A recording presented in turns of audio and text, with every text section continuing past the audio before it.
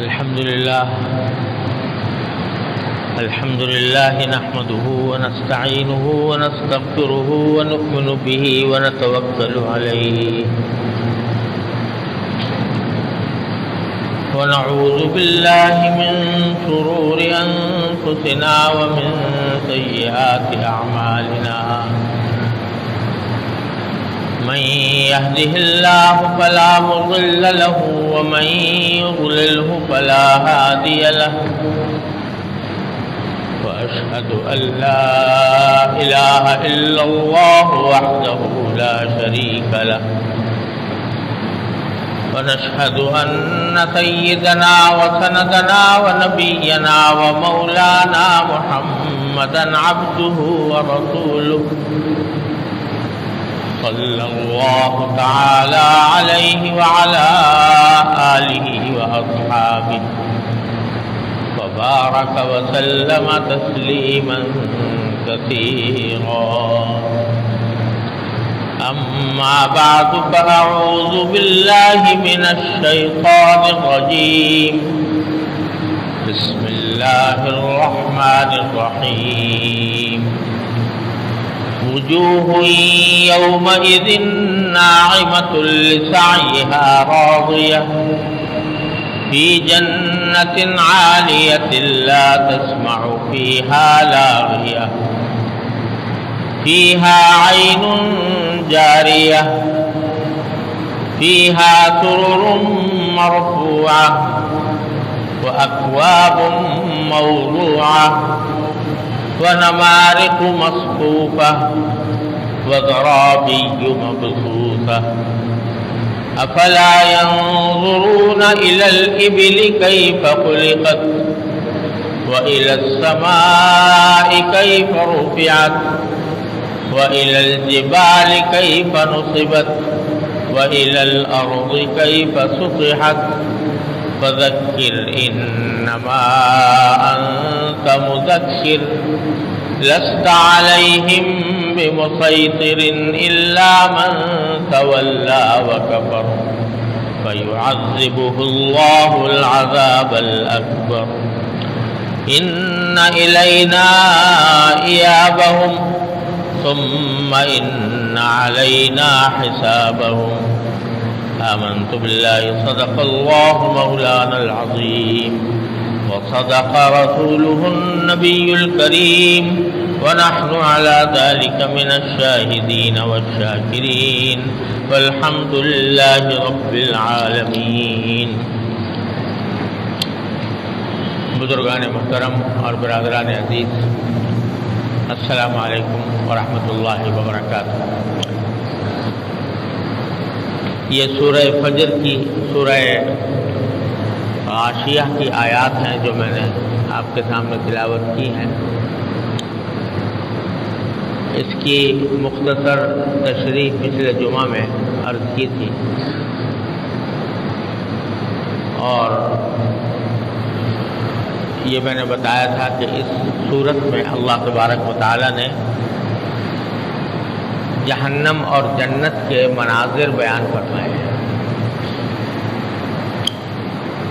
تاکہ انسان یہاں دنیا ہی میں ان مناظر سے واقفیت حاصل کر کے اپنے آپ کو جہنم سے بچائے اور جنت کی طرف رغبت اور شوق پیدا کرے.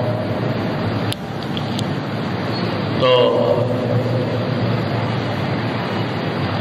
سورت کے شروع میں تو اللہ تبارک و تعالی نے کچھ جہنمیوں کا ذکر کیا ہے کہ ان کے چہرے مرجھائے ہوئے ہوں گے اور تھکن سے چور ہوں گے اور دہکتی ہوئی آگ میں داخل ہوں گے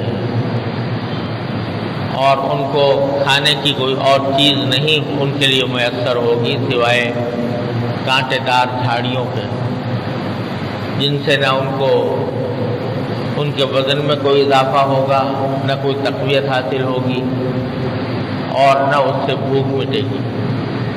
اللہ تعالیٰ ہر مسلمان کو اس سے محفوظ رکھے. یہ آیتیں جو ابھی میں نے آپ کی سامنے تلاوت کی ہیں، ان کے ایک حصے میں اللہ تبارک و تعالیٰ نے اس کے مقابل جنتیوں کے حالات بیان کیے. فرمایا وجوہ یومئذ ناعمہ، اس روز کچھ چہرے ایسے ہوں گے کہ جو تر و تازہ ہوں گے، بارونق ہوں گے،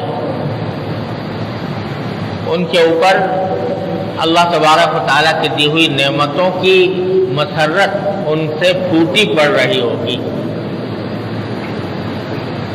قرآن کریم نے یہ بات متعدد جگہ پر بیان فرمائی ہے کہ جنت میں جب اللہ کا بندہ پہنچ جائے گا، اللہ تعالیٰ ہم سب کو اپنی رحمت سے پہنچا دے، تو ان کے چہروں سے خوشی پھوٹ رہی ہو۔ ایک جگہ قرآن کریم نے اس کے لیے استعمال فرمایا یحبرون، یہ عربی زبان میں اس بات کو کہا جاتا ہے کہ کسی شخص کو اتنی خوشی حاصل ہو، اتنی مسرت ملے، اتنا لطف آئے کہ اس کے چہرے سے پھوٹ رہا ہو، وہ لطف، وہ مزہ، وہ کیفیت اس کے چہرے سے پھوٹ رہی ہو۔ اور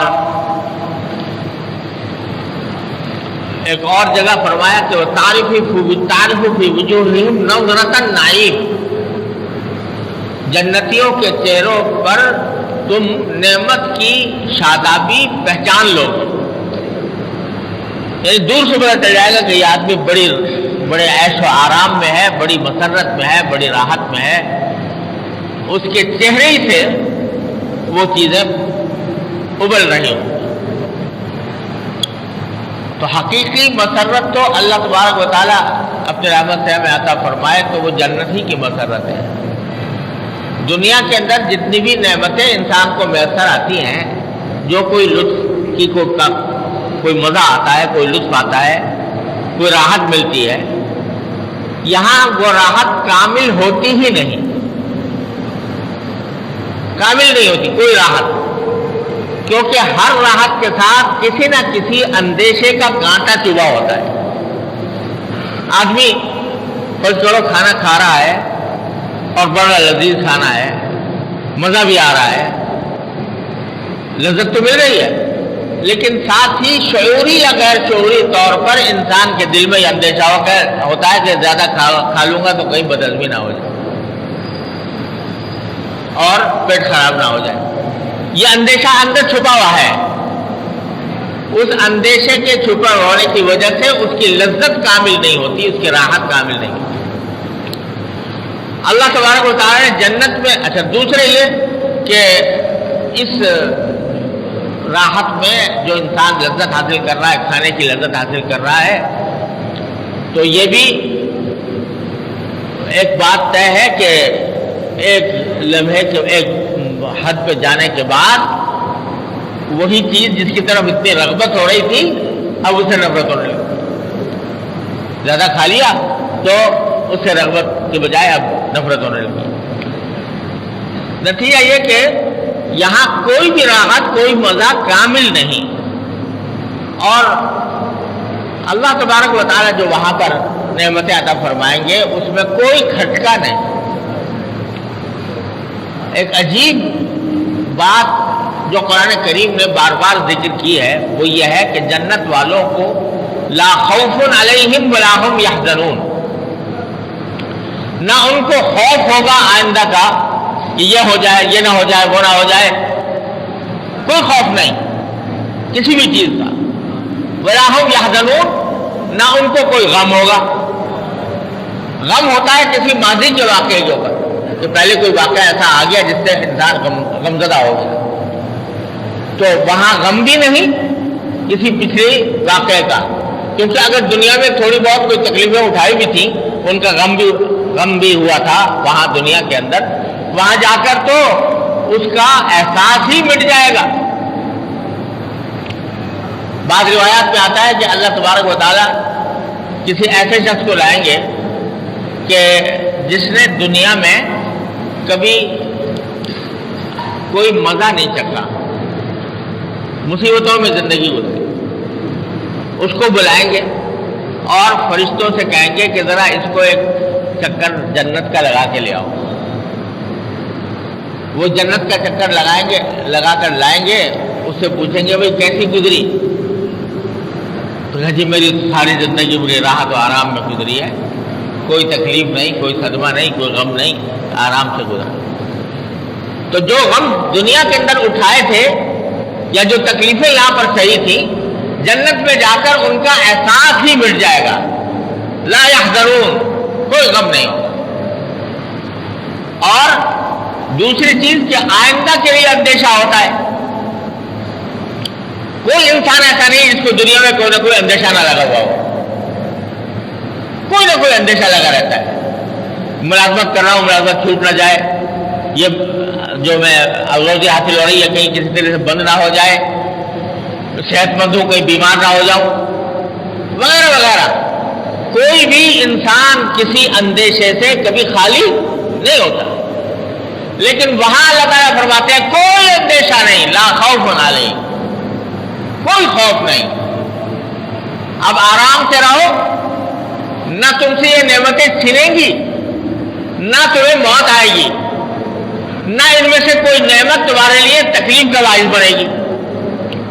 لہذا جو اگر کھانے کو دیا جا رہا ہے اللہ تبارک و تعالیٰ کی طرف سے فرمایا لہم ما یشتہون، جو چاہیں گے کھانے کو بھی ملے گا، پینے کو بھی ملے گا۔ تو لہم ما یشتہون، جو چاہیں گے ملے گا۔ تو وہ جو ملے گا اس کے بارے میں یہ ہے کہ اس کی لذت ختم نہیں ہو، جتنا بھی کھا لو لذت ختم نہیں ہو۔ یہ اندیشہ نہیں کہ بیمار ہو جائیں گے، بیماری کا تصور ہی نہیں، یہ ہے نعمت۔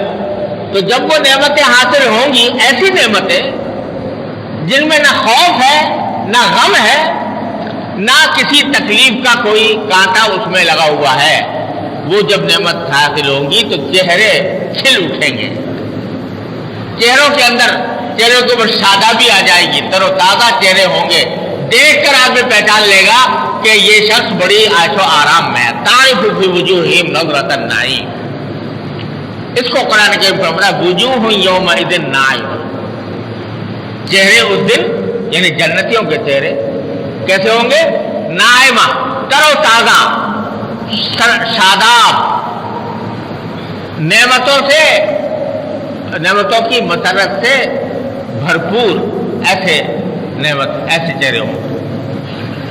لسعیہا راضیہ، اور جو کچھ کام دنیا میں کیا تھا اس کی وجہ سے خوش در خوش ہوں گے کہ دنیا میں اگر کچھ محنت کی تھی، عبادت میں کی تھی، سونے کو دل چاہ رہا تھا مگر نماز کے لیے اٹھ گئے تھے، تکلیف ہوئی تھی، تھوڑی سی مشقت اٹھانی پڑی تھی، یا کسی گناہ کو دل چاہ رہا تھا لیکن اپنے اوپر زبردستی کر کے رک گئے تھے، اس سے جو تکلیف ہوئی تھی، تھوڑی بہت جو تکلیف دنیا میں اٹھائی تھی اس کی وجہ سے راضیہ، اب خوش بخوش ہوں گے کہ جو تھوڑی بہت محنت کی تھی اس کا ایسا پھل ملا، ایسا پھل ملا کہ اس کا تصور بھی نہیں تھا۔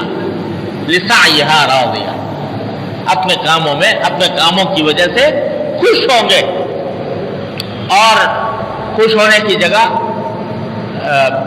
اس کو دوسری جگہ سورہ قاریہ میں فرمایا فَهُوَ فِي عِیشَةٍ رَاضِیَةٍ، کہ وہ من پسند زندگی میں ہوں گے،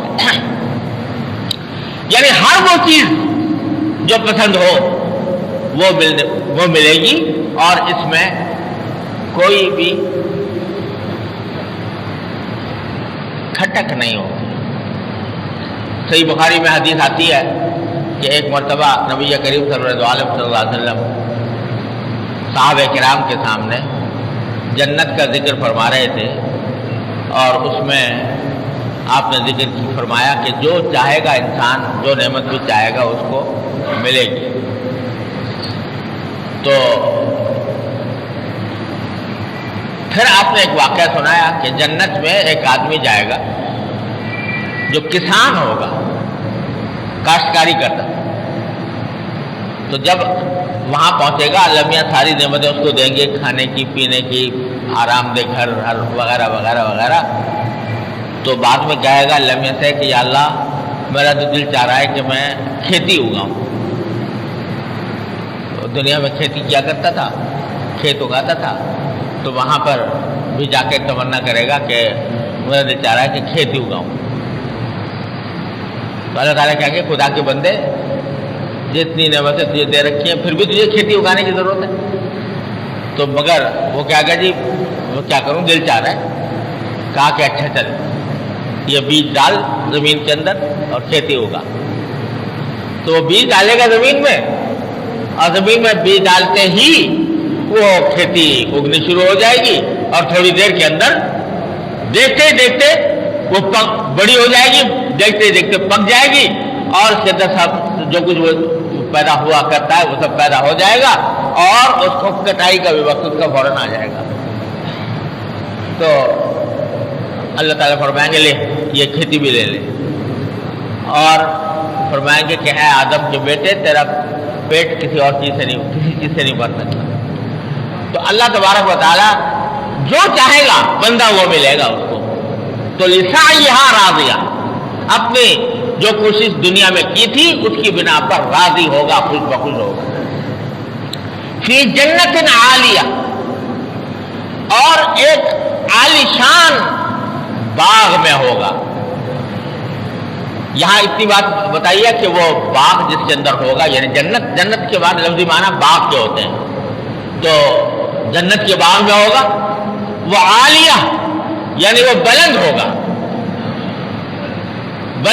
وہ باغ. اور دوسری جگہ فرمایا کہ تجری من تحتہا الانہار اس کے نیچے سے دریا بہتے ہوں گے. ایسے باغ کا تصور کرو جس میں باغ میں تمہارا گھر بنا ہوا ہو عالیشان اور چاروں طرف سبزہ ہو, چاروں طرف باغات ہوں, اس میں درخت اگ رہے ہوں پھلدار درخت اور جس کے اندر قرآن کریم فرماتا ہے کہ اس کے پھل جھکے ہوئے ہوں گے کہ جب چاہو توڑ کے کھا لو اور نیچے دریا بہتے ہوں گے تجری من تحتہا الانہار. اور سب سے بڑی بات ہے کہ خالدین فیہا ان باغات میں ہمیشہ رہو گے, کبھی کوئی نکالے گا نہیں تم سے. تو فی جنت عالیہ اس عالیشان باغ میں ہوں گے. لا تسمع فیہا لاغیہ اور ان جنت میں وہ کوئی لغو بات نہیں سنیں گے, بیہودہ بات نہیں سنیں گے. یہ عجیب صفت بیان فرمائی ہے جنت کی کہ وہاں کی ایک نعمتوں میں سے ایک نعمت یہ ہے کہ کوئی بیہودہ کلمہ بیہودہ بات انسان کے کان میں نہیں پڑے گا. یہاں دنیا کے اندر جب بیٹھتے ہیں تو پتہ نہیں کتنی بیہودہ باتیں ہوتی ہیں. کبھی گالی گلوچ ہو گئی, کبھی مار پٹائی ہو گئی, کبھی غیبت ہو گئی, کبھی بہتان لگا دیا, کبھی الزام لگا دیا, پتہ نہیں کیا کیا زبان چلتی رہتی ہے. قرآن کریم فرماتا ہے کہ وہاں کسی بھی جنتی کے منہ پر اس کی زبان پر کوئی لغو بات آئے گی ہی نہیں, کوئی بیہودہ بات آئے گی نہیں. جو کچھ بات ہوگی وہ ڈھنگ کی ہوگی, قاعدے کی ہوگی, خوشی کی ہوگی, مسرت کی ہوگی, لطف کی ہوگی, جس سے لطف آئے سننے والے کو بھی. لیکن بیہودہ باتیں وہ نہیں ہوں گی. یہاں اللہ تبارک و تعالیٰ نے یہ سبق بھی دے دیا کہ دنیا میں بھی رہتے ہوئے اس بات کا خیال کرو کہ تمہارے منہ سے کوئی لغو اور بیہودہ بات نہ نکلے, جس کا کوئی مقصد نہ ہو, جس کا کوئی فائدہ نہ ہو. ایسی بات زبان سے نکالنا یہ خامخواہ اپنی منزل کھوٹی کرنا ہے. تو بیہودہ بات میں سب چیزیں داخل ہے, جھوٹ اس میں داخل ہے, غیبت اس میں داخل ہے, دل آزاری کے کلمات اس میں داخل ہیں. یہ ساری باتیں جو ہیں یہ سب اللہ تبارک و تعالیٰ کو ناپسند ہے اور اللہ تبارک و تعالیٰ جنت میں ان چیزوں سے خالی کر دیں گے اہل جنت. لا تسمع فیہا لاغیہ. پھر فرمایا فیہا عین جاریہ, اس جنت میں بہتے ہوئے چشمے ہوں گے, بہتے ہوئے چشمے ہوں گے. کہیں فرمایا دریا ہوں گے, ایک تو دریا کا ذکر ہے انہار, تجری من تحتہا الانہار, نہریں دریا, اور ایک چشموں کا ذکر ہے, زمین سے ابلتے ہوئے چشمے. فیہما عینان نضاختان, قرآن کریم میں زمین سے ابلتے ہوئے چشمے. تو دریا، بہتے ہوئے دریا کا لطف اور ہے اور زمین سے ابلتے ہوئے چشمے کا لطف اور ہے. تو اللہ تعالیٰ وہ ساری چیزیں عطا فرمائیں گے. دریا چاہتے ہو دریا لے لو، بہتا ہوا چشمہ چاہتے ہو بہتا ہوا چشمہ لے لو، ابلتا ہوا چشمہ چاہتے ہو تو ابلتا ہوا چشمہ لے لو. عین جاری فیہا عین جاری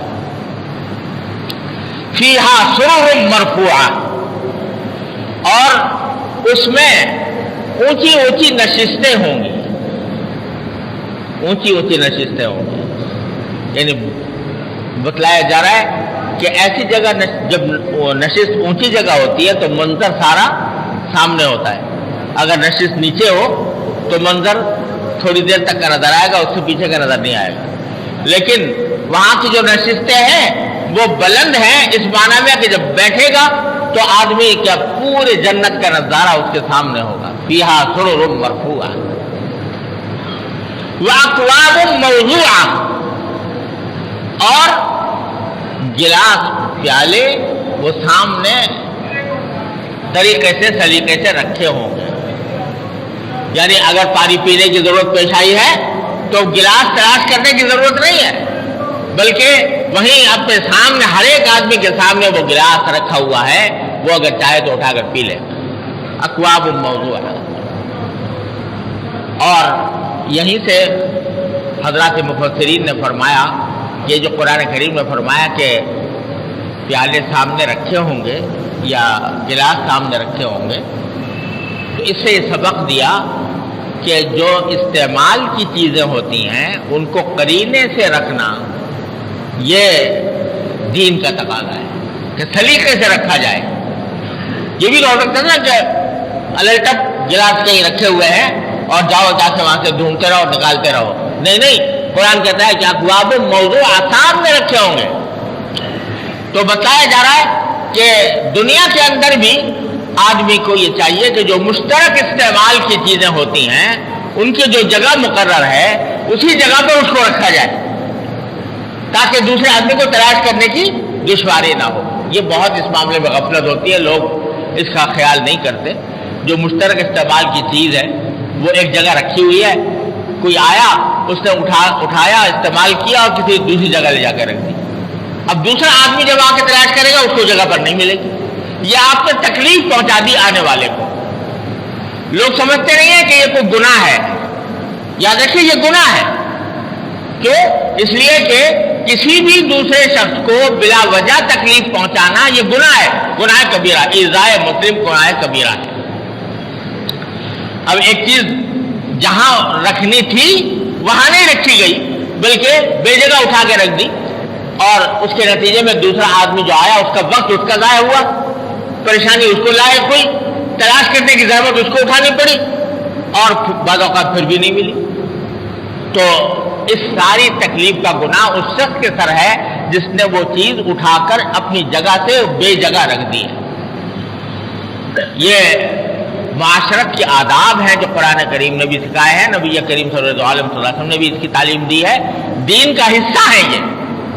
آج لوگوں نے دین صرف نماز روزے کو سمجھ لیا کہ نماز روزہ نفلی عبادتیں اور اذکار اور یہ چیزیں تو بے شک عبادت ہے، لیکن کسی شخص کو راحت پہنچا دینا، دوسرے کو تکلیف سے بچانا، یہ کتنی بڑی عبادت ہے.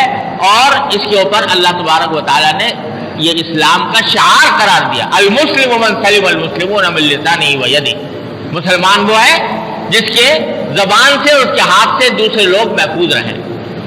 تو اس واسطے یہ معاشرت کے آداب میں داخل ہے. جیسے مثلا آپ غسل میں ہے، ایک مشترک غسل خانہ ہے، اس میں لوٹا ایک خاص جگہ پر رکھا جاتا ہے، وہاں سے اٹھا کے کہیں اور رکھ دیا.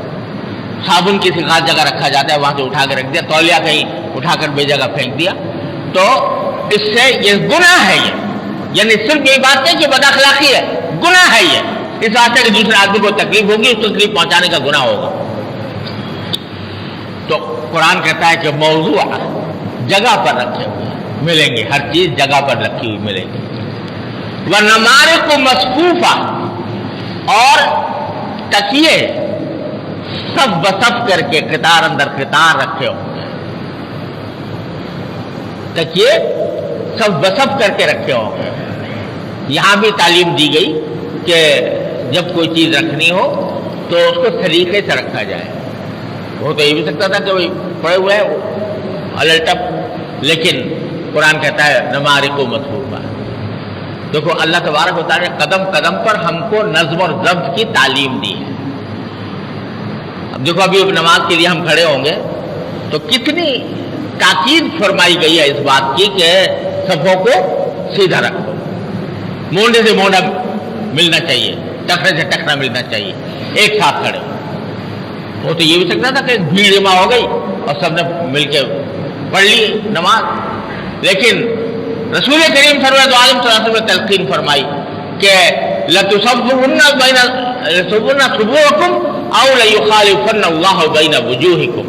صفوں کو سیدھا رکھنے کا اہتمام کرو ورنہ اللہ تعالیٰ تمہارے دلوں میں تفریق پیدا کر دے گا. یعنی اگر سب سیدھی نہیں کرو گے تو بالآخر مسلمانوں کے درمیان تفرقہ ہوگا اور ان کے درمیان نزاعات اور اختلافات ہوں گے، تنازعات ہوں گے. تو سب سیدھا نہ رکھنے کا ایک وبال یہ ہوتا ہے کہ مسلمانوں کے درمیان تفرقہ پیدا ہو جائے. تو سیدھا رکھنے کا اہتمام کر دیا اور قرآن کریم نے اس کو اتنا پسند قرار دیا کہ سورہ صافات اس پہ نازل فرمائی. وہ صافات صفن، قسم ہے ان لوگوں کی جو صف بنا کر کھڑے ہوتے ہیں. قسم کا یہ لگانے ایسے لوگوں. تو اللہ تعالیٰ نے اور اللہ کے رسول صلی اللہ علیہ وسلم نے ہمیں نظم و ضبط کی تعلیم دی ہے کہ ہر کام میں جب ہم کوئی کام کریں اور اجتماع ایک سے زیادہ افراد ہوں تو نظم و ضبط کے ساتھ کریں، صف بنائیں اور سب بنا کر کام کریں. کسی جگہ اگر آپ گئے ہیں اور وہاں پر بہت سے لوگوں کو جانا ہے تو یہ سنت کی تعلیم ہے، قرآن کی تعلیم ہے کہ صف بنائی جائے، لائن بنائی جائے، لائن کے اندر کھڑے ہو کر اپنی باری کا انتظار کیا جائے. اب آدمی چاہتے ہیں کہ لائن توڑ کے کسی طرح آگے بڑھ جاؤں اور میں آگے بڑھ کر اپنا کام نکال لوں. یہ دوسروں کو تکلیف پہنچانا ہے اور اس تکلیف پہنچانے کا گناہ ہوگا اس سے جو ایسا کام کر رہا ہے. تو اللہ تعالیٰ نے قدم قدم پر ہمیں نظم و ضبط کی تعلیم. مگر افسوس یہ ہے کہ جس قوم کے پاس قرآن کریم کے یہ ارشادات موجود ہیں، جس قوم کے پاس نماز کی صف بندی کی یہ تلقین موجود ہے، جس قوم کے پاس نبی کریم صلی اللہ علیہ وسلم کے ارشادات موجود ہیں، وہی بہت زیادہ سب زیادہ بدنظمی کا مظاہرہ کرتے ہیں. اور جب ایسا موقع آتا ہے تو دھکا پیل، ایک دوسرے کے اوپر چڑھ جانا اور ایک دوسرے کو دھکا دینا، اس کا اللہ بچائے معمول بن گیا ہے. اور یہ نہیں سمجھتے کہ یہ گناہ ہے. یہاں تک کہ میں دیکھتا ہوں جب مسافہ کرنے کا وقت آتا ہے تو کسی آدمی سے مسافہ کرنا ہے، کوئی مقرر ہے، کوئی کسی نے بیان کیا کہ یا کسی سے بھی، تو بھیڑ جمع ہے. اب وہ ایک دوسرے کے اوپر گر کر اس کے کندھوں پر ہاتھ ڈال کر دوسرے کے کو دھکا دے کر کسی طرح میں مسافہ کر رہا ہوں. یہ انتہائی بد نظمی کی بھی بات ہے اور گناہ کی بھی بات ہے. مصافحہ کرنا کوئی فرض واجب نہیں ہے، زیادہ سے زیادہ مستحب ہے، لیکن دوسرے کو تکلیف سے بچانا واجب ہے. اگر فرض کرو ساری زندگی مصافحہ نہ کیا کوئی گناہ نہیں ملے گا، لیکن اگر کسی ایک شخص کو تکلیف پہنچا دی اپنے مصافحہ کرنے کی خاطر، اس کے گردن پر ہاتھ مار دیا جس سے اس کو تکلیف ہو گئی، تو وہ گناہ ایسا ہے کہ توبہ سے بھی معاف نہیں ہوتا جب تک کہ وہ شخص معاف نہ کرے جس کو تکلیف پہنچائی گئی ہے. تو میرے بھائی اور عزیزوں، قرآن و سنت کو جب ہم پڑھیں اور سیکھیں تو اس سے نکلنے والے جو سبق ہیں ان کو سیکھنے کی ضرورت ہے، ان کے اوپر عمل پیرا ہونے کی ضرورت ہے. محض پڑھ لینا کافی نہیں ہے بلکہ اس کو سمجھنا ضروری ہے. تو اللہ تعالیٰ فرماتے ہیں کہ وہاں پر ہم نے صف بصف تکیے بھی رکھے ہوئے ہیں، وزرابی مبثوثہ، اور قالین بچھے ہوئے ہیں. یعنی جہاں رہائش کی جگہ ہے وہاں پر اعلیٰ درجے کے قالین وہاں پر اللہ تعالیٰ نے بچھائے ہیں. یہ ہلکا سا کسی جھلک دکھائی ہے اللہ تبارک و تعالیٰ نے جنت کے مناظر کی. اور حقیقت تو یہ ہے کہ جہاں جہاں قرآن کریم نے جنت کے مناظر کی جھلک دکھائی ہے تو بس ایک ہلکی سی جھلک دکھاتے ہیں اور آگے بڑھ جاتے ہیں. کیوں؟ اس لیے کہ حقیقی منظر تو انشاءاللہ وہیں جا کے نظر آئے گا. اور حدیث میں یہ فرما دیا گیا کہ اللہ تعالیٰ فرماتے ہیں کہ میں نے اپنے بندوں کے لیے وہ نعمتیں تیار کی ہے مالا عین رات، جو آج تک کسی آنکھ نے دیکھی نہیں، ولا اذن سمعت، کسی کان نے سنی نہیں، ولا خطر علی قلب بشر، نہ کسی بشر کے دل پر اس کا خیال گزرا. ایسی نعمت ہے، ابھی سوچا بھی نہیں، ایسی نعمت ہے. تو جب ایسی نعمتیں ہیں تو ان کے کیا منظر کشی کی جائے. لہذا اللہ تبارک و تعالیٰ اس کی چھوٹی سی جھلک دکھاتے ہیں اور اس کے بعد آگے گزر جاتے ہیں کہ تم کیا سمجھو گے ان کو، چونکہ ان نعمتوں کو اگر زبان سے بیان کیا جائے تو تمہاری سمجھ میں بھی نہیں آ سکتی. لہذا جو سمجھ سکتے ہو اس کے حساب سے تو تھوڑی تھوڑی بتا دیتے ہیں اللہ میاں. تو وہ اس طرح بتائی ہے اللہ تبارک و تعالیٰ نے، اس لیے بتائی ہے تاکہ دل میں اس کی کا شوق پیدا ہو، اس کی رغبت پیدا ہو، اس تک پہنچنے کے لیے آدمی کام کرے. اللہ تبارک و تعالیٰ اپنے فضل و کرم سے، اپنی رحمت سے ہمیں وہ کام کرنے کی توفیق عطا فرمائے جو اس جنت تک پہنچانے والے ہیں. حدیث میں رسول کریم صلی اللہ علیہ وسلم یہ دعا تلقین فرمائی ہے کہ یا اللہ میں آپ سے جنت مانگتا ہوں اور اس جنت کی طرف قریب کرنے والے جو اعمال ہیں وہ عمل مانگتا ہوں کہ جو مجھے اس جنت سے قریب کر دے. اللہ تعالیٰ اپنے فضل و کرم سے، اپنی رحمت سے ہم سب کو اس کی توفیق عطا فرمائے. وآخر دعوانا الحمدللہ.